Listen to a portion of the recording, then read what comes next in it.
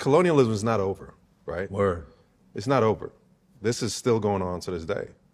And the absurdity is, I'll give you an analogy. You have a community of houses, and there's one neighbor who decides that he deserves more than the other people. So he starts going over to other people's houses and stealing their food and going into the pantry while they're at work and stealing stuff and enriching himself, right? And after a while, he gets more emboldened. He starts unhooking their plumbing and their electricity and their water and takes it over to his house.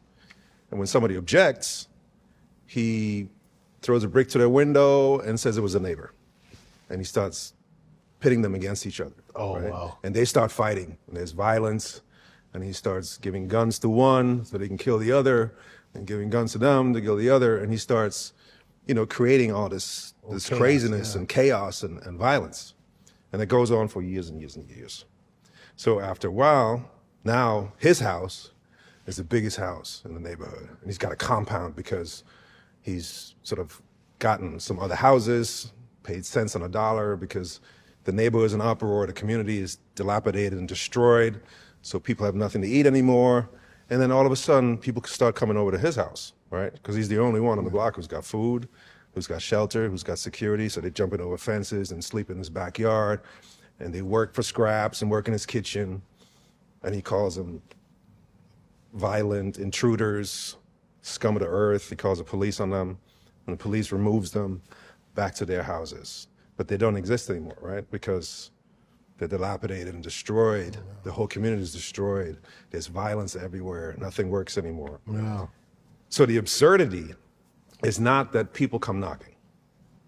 The absurdity is that America, France, England, they're shocked, they're appalled that all these people are fleeing rubble to get to abundance. Especially when that abundance is built on the destruction, the death, the exploitation, The theft. of all these other houses, all these other people, That's a great analogy. right? So that's where we're at. Yeah. And that's not over. That's still going on.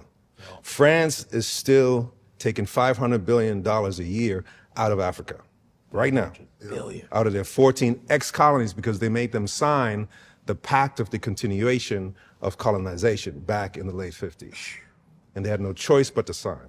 And what does that look like? Because that means, so whenever these 14 countries that are, part of that, like when they have goods that they want to export, they can't because Yes, they can, but they have to export them to France. they have to export them to France. And then have to buy back